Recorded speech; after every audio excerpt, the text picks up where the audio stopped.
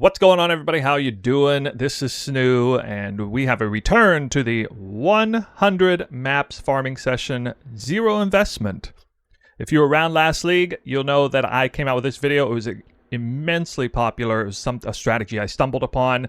It seems like the progress for the game, according to GGG's updates and changes, has moved us ever so in the direction of less is more, investing less.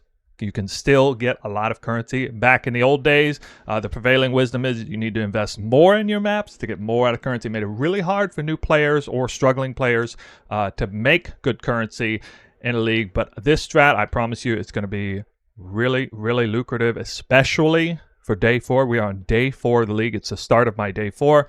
My character is nice. We're not going to talk too much about the character. It's a experimental build, explosive concoction. But you can see the PoE linked in the description below, the atlas and all kinds of stuff. There'll be a loot filter down there. Everything is down there. You can see my stash tab. I'm definitely not rich. Probably invested about maybe up to 20 divines in my build so far.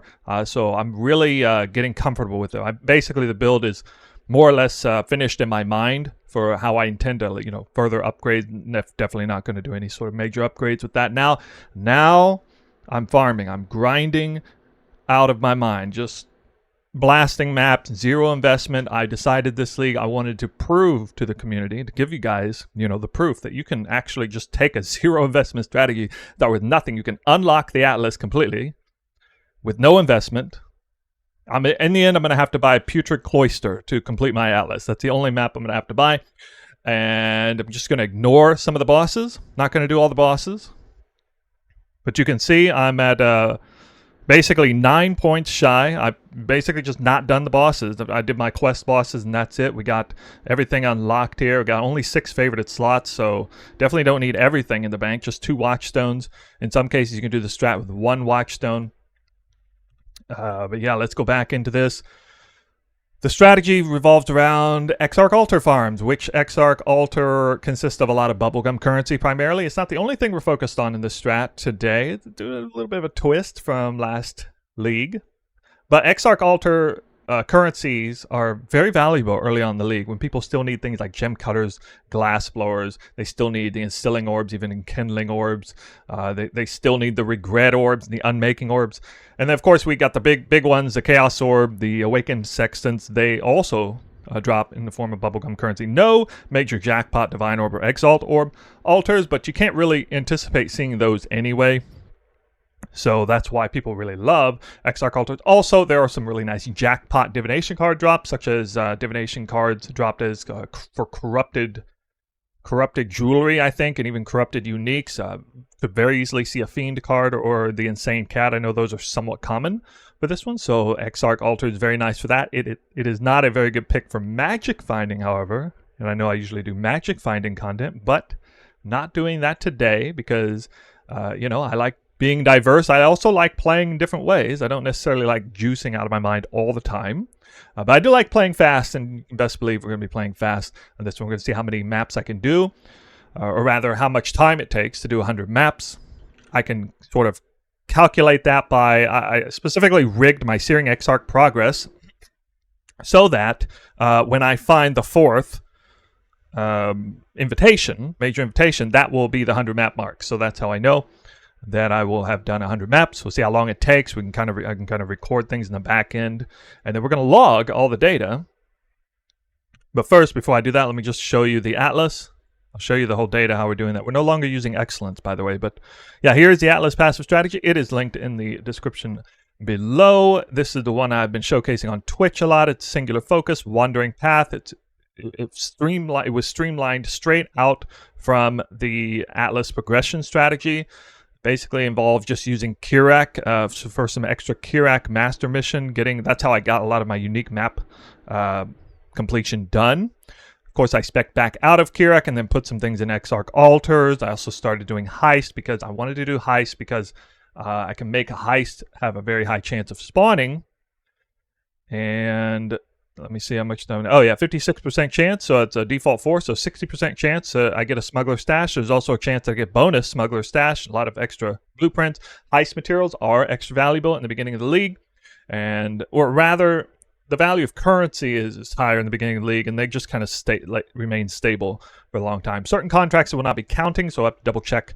I'll just keep the ones I know that will sell, which would basically be deception, lockpicking, perception, and counter thaumaturgia. Those 4 can sell. We do have growing hordes in here, but we'll not be using scarabs for every map because it's a zero investment strategy. I can't just start with scarabs, but I do recommend putting scarabs in most of your maps. If you want to do this for real, I think it is wise to go ahead and put scarabs in, at least for the higher pack size maps, to kind of double down on the chance of spawning altars and getting really juicy altar maps. But check it out, we're also doing some expedition today. So this past league we had a brand new keystone, got a lot of people excited. It so happens my build is extremely good at expedition, mainly because it's a Trinity based build, and I rarely have a situation where the monsters will be immune to my damage. This makes expedition extremely fast, super quality of life, and I noticed that the Danig and Tujin currencies, reroll currencies, are worth a lot right now. They're worth a lot, definitely. So I took everything I could on the Wandering Path side to get some extra value there. We do not get any value out of the notables, and Expedition does have some good notables. But the whole theme of Wandering Path is to basically try and spawn the mechanics for free, essentially. Generally speaking, the Atlas tree, the small nodes, for the most part, will help increase your chance of something spawning or spawning more of it. And then the notables will increase the yields from those mechanics. So if you're doing Wandering Path, what you end up having is you have a situation where you have a very high chance of spawning the mechanic, and the yields are going to be kind of mediocre. So the strategy in this case would be just spam maps and don't invest anything, and you're just going to make currency on the side. Wandering Path is also known for being harder, making harder maps because of the top line have increased effect modifiers, non-unique map that increases pack size, quantity, rarity, as well as all the hard mods. But you can circumvent that by simply not taking them. By not taking that, or at least that, I had to take a couple for pathing purposes, but basically only 3 out of the entire top line means the maps aren't going to be that much harder. There are certain map mods I can't run. I can't run the Elemental Reflect, and I am actually running precise techniques, so reduced accuracy is a bit of a problem. But I can still run it. Anyway. But yeah, so that's the Atlas strat there. And yeah, Expedition, it's really fast. It gets you a lot of currency. And we have a very nice tool to use now this time. So bring you down to what used to be Excellence. We're going to be using PoE Stack.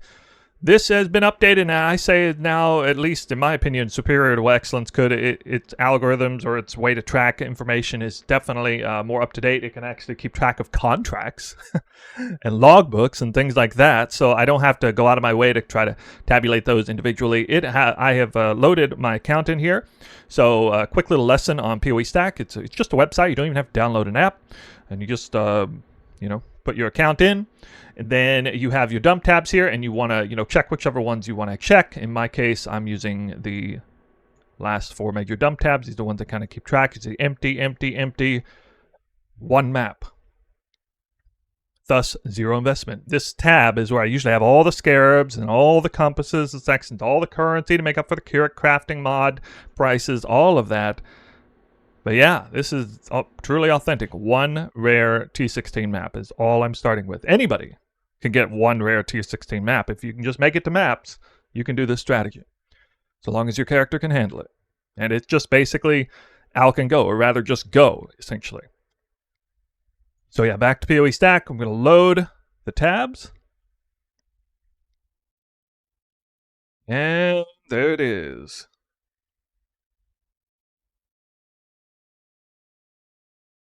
Did it go? So one thing in here. Well, it should show the map. That's weird. Showed this earlier today. It didn't show the map. Well, we'll keep track of it. There's 1 map in there. The map's worth 4 chaos. I swear to you, I saw the maps valued at 4 chaos earlier today. I don't see it right now, but anyway, we'll figure it out at the end. We'll see where everything's at. I'll keep track of time on the back end. We'll also use the app to help with that. Let's bring you back into the game. And yeah, we're going to kick things off. Okay, so there it is. Start the little timer.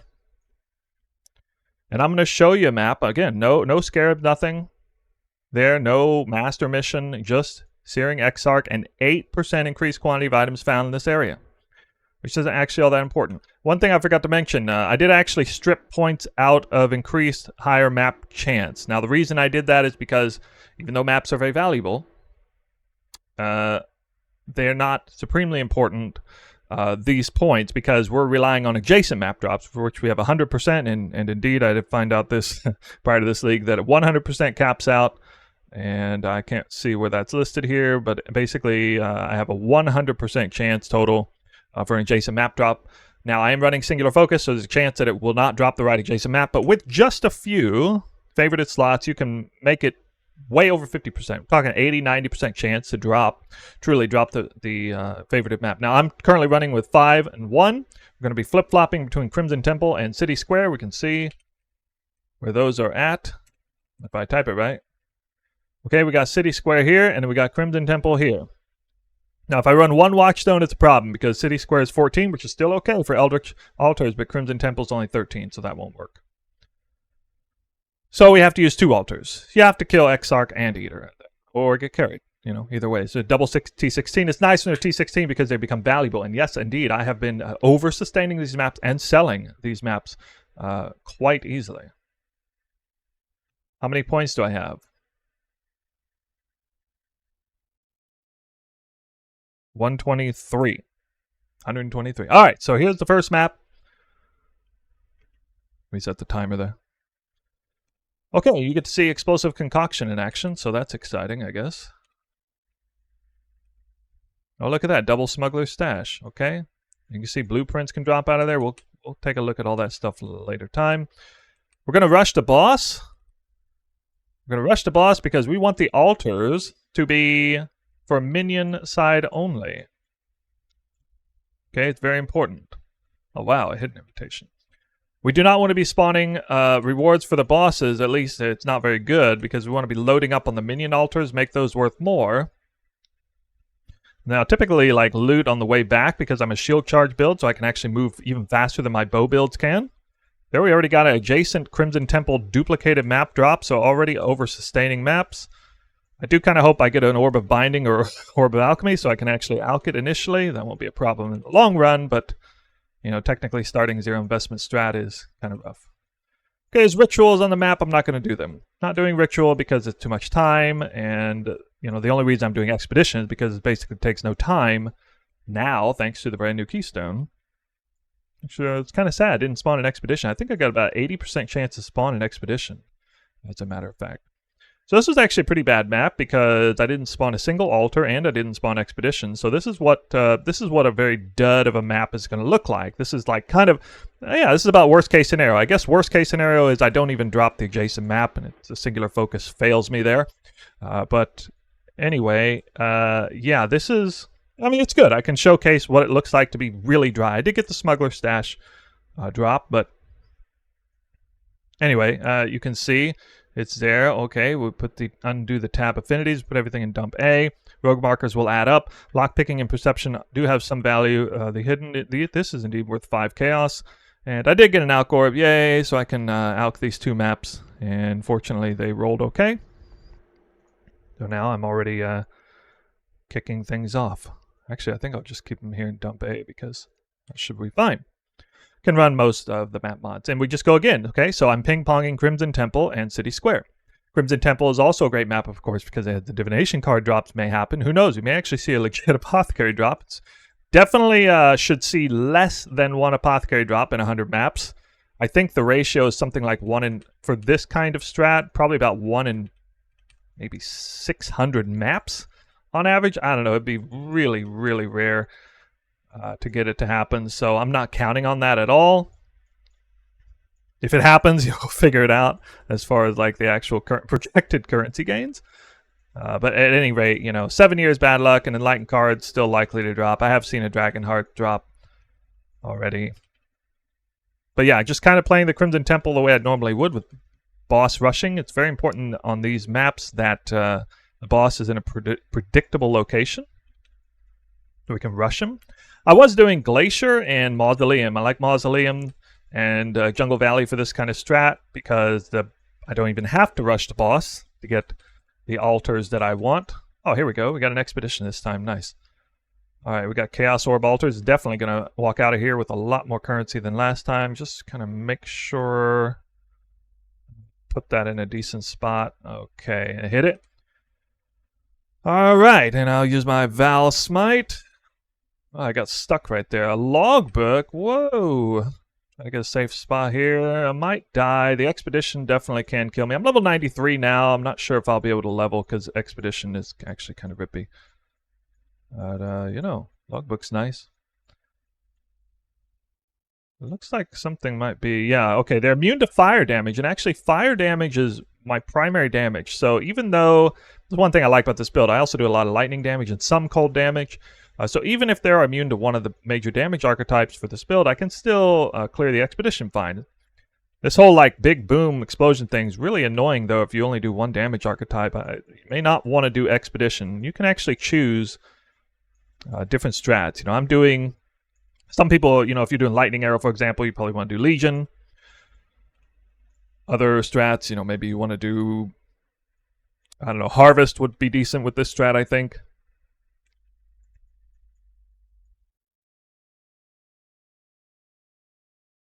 Some of these monsters are kind of tanky here. I think I'll just leave him up. Monster's wildly tanky. Okay, so now I'm just kind of clearing stragglers and mainly just focused on looting here. I think there was a little bit, yep, up here.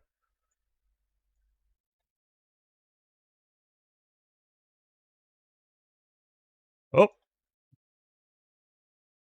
Another spawn. Okay. That'll do it. Don't want to spend too much time in here. You don't need to be clearing every single monster, you know, unless you get some insane altars, then you do, but in this event, we're going to stick with that. Unique jewelry. There's a lot of cards in here, but technically the apothecary can drop from this. That'd be funny, get the apothecary in the city square instead of Crimson Temple.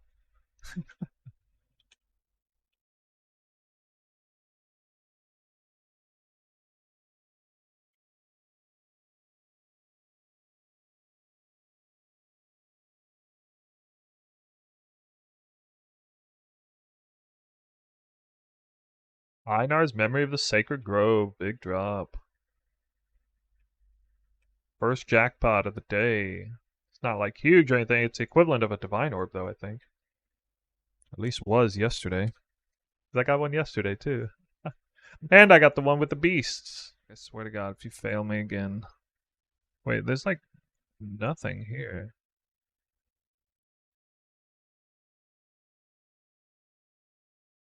Good returns for nothing invested. Yeah. I'm hoping for at least 5 divines an hour. I mean, I think I'm going pretty fast. Oh, God. Yeah. All right. That's not good. I don't even know if I can kill that guy.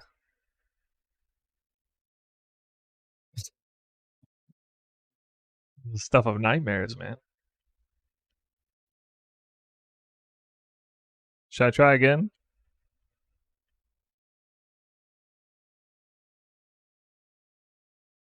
We should probably try again, right?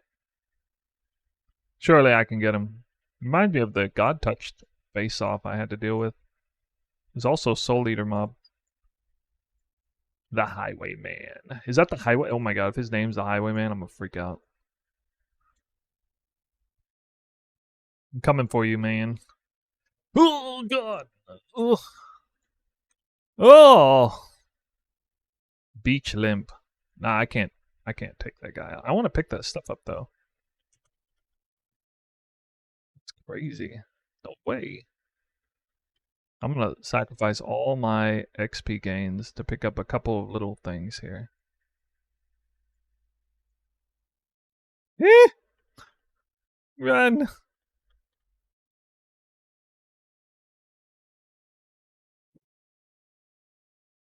I got out.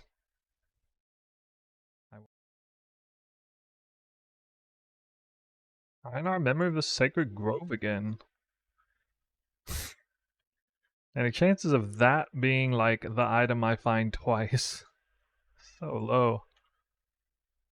Yeah, kill enough random monsters, you get those master missions, I guess.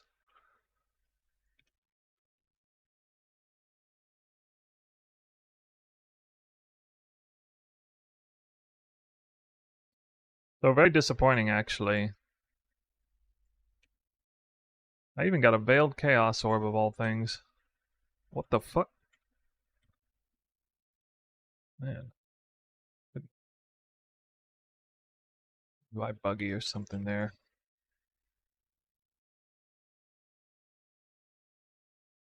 Orb of a... Oh my god. I just got a Divine Orb Altar. Equivalency of an Exarch side. Orb of Annulment. What? Okay, basic currency dupes. Sure.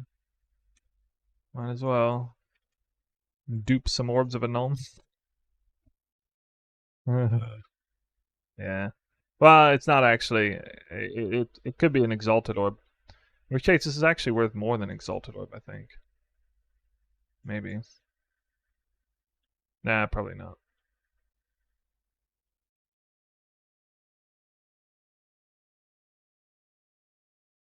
I'm not even dropping it. It's pretty late in the map. Another logbook. An expedition with Beyond is a little bit dangerous. Just a little bit.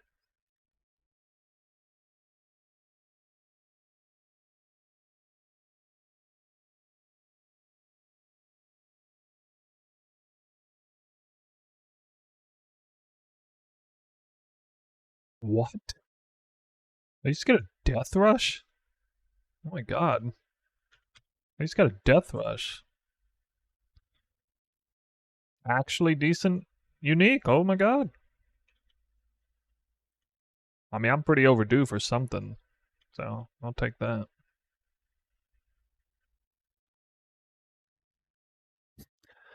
And now, we go over the results. I can't believe it. I did 100 maps, not just in one day, but actually in one sitting.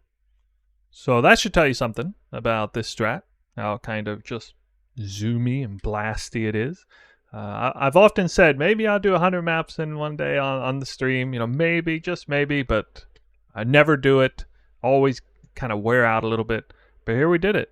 We did it this time. So that's a good indicator of, just a true through and through blasting strat. Can actually do 100 maps straight. Okay, the dump tab is here. It's full. There are some level 20 graces because I leveled them on the side. I think it's like 30 chaos worth of value for 6 of these, maybe. It's just a little bit of added stuff there. It could not calculate the Forbidden Tomes. I discovered that the PoE stack cannot do it, and I guess that's because new item, unknown item. So you can see we got some logbook, tons of contracts, lots of maps, lots of bubblegum currency, a couple of uniques in there. We did get one big unique, and that would be a Death Rush. 3 seconds, in fact. So it's actually worth like 2.5 divines, but the application is only going to factor it as the cheapest variant, which would be 1 second. That's like 60 chaos. So points against me there. Honestly, felt like I didn't get very lucky, but even if you don't get lucky on this strat, I got good news and bad news. The bad news is I didn't get lucky, and the good news is I didn't get lucky. So we're going to see some pretty baseline results here. I would say with the exception of the Death Rush, but that's going to be calculated in at the very low end. Yeah, so let's get to it. Down we go. Load 4 tabs. So it was about 5 hours. A little over 5 hours on here, but that's not counting the little bit of breaks it took. The little swing down is me cleaning up the contracts. So I took out the agility, engineering, etc. Only the good contracts are on there. And we can see the winner is Awakened Sextants at only 2.7 chaos apiece. Now, the interesting thing is, people sometimes are very concerned about the Exarch farming strategies, too oversaturated, too many people doing it. Yeah, there can be certain times in the league where it gets a little bit on the downturn, but you better expect the Awakened Sextant value is going to go up a lot in fairly short order. They went up to 6, 7, maybe 8 chaos apiece at one point last league. I don't know what they'll go up to this time, but rest assured that number is going to go up in value. For now, at the very beginning of the league, not that many people are juicing, not that many people are running compasses, so it's pretty cheap. I suppose I did actually get kind of lucky on Einar missions. I found 2 of them that are worth something. Both of the Sacred Grove. Interesting. All right, then we got some Chaos Orb, 216. Actually, there's an extra 35 in here for the tomes, because I threw 35 Chaos in because that's about the value of the tomes, Forbidden Tomes that weren't missing, so it's actually under 200 Chaos were found. Then you'll see we got maps. So something that will probably go down in value a little bit would be T16 City Square or T16 Crimson Temple, but this is kind of maybe an unforeseen result in here. You might not have been expecting me to walk away from an hour of farming with about 2 divines worth of maps. 5 hours, sorry. In 5 hours, not only did I completely sustain the strategy, I have 2 divines worth of maps I can then sell. Surplus maps. So if you even thought for a second that I was going to have a hard time sustaining maps, I mean, sorry, you're dead wrong. Absolutely no problem sustaining the maps. And it's because of the Wandering Path, 100% chance, singular focus combined in there to drop an adjacent map. And it's just very, very likely to drop a map. And still sometimes get, a random map, of course, as well. Okay, we got the invitations, yep, and then we starting to get some of that exotic currency, things like that in there. So you can see Expedition is in there. A couple of logbooks. Didn't do that well in the logbooks, though. I think, only like 3 logbooks have any value, really. 2 Knights and 1 Black Sky. Yeah. So Exarch altar farming is a little bit on the downturn, definitely, when it comes to the currencies here. Lesser Eldritch 0.6, Greater Eldritch 0.7, Grand Eldritch 1.8. Right now, the Eater side is way more than that. And you can, if you want, farm the Eater side, but, you're not going to get Awakened Sextants. You're not going to get Raw Chaos. You're not going to get Unmaking Orbs. A lot of these other big things you're not going to get. I did get an annulment altar, so jokes on me, I guess. You might be sitting there thinking, but you can get a divine altar. Yeah, and 100 maps is very unlikely to happen. It happens on average like once every 500 maps, I think, for like this. But I did happen to get the annulment altar, which is the equivalent of getting a divine orb altar. So got 5 orbs of annulment in there. They're not really worth much, but a little bit, I guess. I'll just kind of scroll through here so we can see what they are, and it's got a nice breakdown on this side that Excellence didn't have. I did get 1 Exalted Orb. Yeah. So when I say I was unlucky, I mean I didn't get a single Raw Divine or Jackpot Divination card. I was certainly expecting something like an Insane Cat, a Fiend, something like that. It's not that rare at all. A lot of people who do these sessions, 100 maps or less, they're getting these jackpot cards. Definitely. I even have people in the chat, in Twitch here, talking about it, how they're getting them. So I do want to say, I think it's kind of unlucky, to get 0 of those jackpot cards in a full 100 maps. I expect 1. Probably 1 every 100 maps. We're talking about a card that's worth like 10 divines here. So that's going to skew the results a lot, if it does. But it did not happen for me in this run. Incidentally, last league, it also didn't happen. In that run, I remember. So, still waiting. But it'll happen off stream, no doubt. Now I'm going to keep grinding this strategy. So, here's a nice breakdown. We got currency. Total currency is a little over 10 divines. That's all of this currency items. The value of maps, 2.3 divines. Artifacts would be expedition stuff. So you can get a sense of expedition's value, I think. That's about 2.3 divines worth in there. Atlas Memories, contracts, 1.4. Blueprints, 67. So you can see the... rogue markers will be included in currency. I think it's about 60 chaos worth in rogue markers there. And, invitations, Atlas Memories. Okay, so it does look like expedition definitely come out on top. You know, even if rogue markers is buried in the currency there, between contracts and blueprints, definitely good. But you know, expedition requires you spend more time on it, and the contracts, the blueprints things, just click and pick up. You know, so I think that's fine. Honestly, happy to see expedition came out on top in that situation. Also rippy, and definitely ripped my character a new one a time or two. I was not able to level up because of adding expedition in. But, you know, I'll keep working on the character. See if we can change that. I kind of didn't foresee...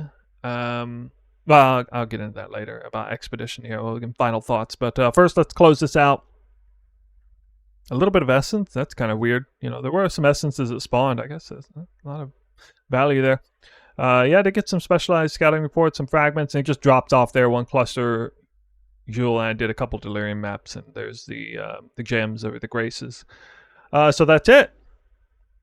It totaled to 24 divines, or 355 chaos. So, you know, we invested 0 divines. Our gross is, oh, I don't know. Let's make sure the divine orb ratio is what I think it is. Yep, okay, 150 approximately.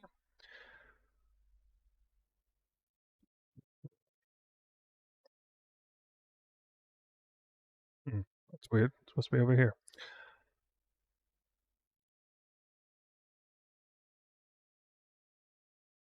Okay. Oh yeah, I'll put this in right. This is what I used to always do. So the gross is 23.64. Net 23.64. Divided by 5. It was right around 5 hours to do this, so very fast and fun. 4.37. Oops, wrong spot. 4.37, and let's see, 4.37 divided by 100, I guess. No, sorry. Wrong number. It's been a while. There we go. Okay. 0.23. Okay, so I mean it's free money, you know, 0 investment. So divines per map 4. Wait, I thought I changed that. Okay. Yeah, divines per map about 0.23. So I know people are going to be curious what kind of currency per map. You know, I guess what is that? Okay, I guess it was like 34 chaos per map with the 0 investment strat. That's just one map, one rare map to start, making around 34 chaos per map. Now, how fast will you do it? I don't know. But if you're fast, you got a good character, it's good for blasting. This is pretty baseline, you know. I could have been less lucky, for sure. I'd say baseline, very baseline, would be about 4 divines an hour for me. And I think it would go all the way up to around 7 because you got to factor in those cards, the insane cat and all that stuff. So, you know, if I get the... I don't know, let's just, let's check it right quick. Card I'm talking about is this is like a, that's 11.5. Fiend is also in there. The Apothecary can drop as well through here, but it would be unlikely. You know, something like one of these 10 divine cards. Those drop through altars there. Yeah, around 6.7. So if I get one of those cards, I'm at 7 divines an hour, basically. And I kind of expect 1 per hour. So I'm going to say it's about 4 to 7 divines an hour. I think that's pretty fair because, you know, that's kind of bottom end and then what I was expecting. I think the top end could go higher, you know, if you got lucky. But, you know, I did get the memories, did get the, I guess the death rush didn't really count. Yeah, all right. So there it is. Let's get some final thoughts in here. Okay.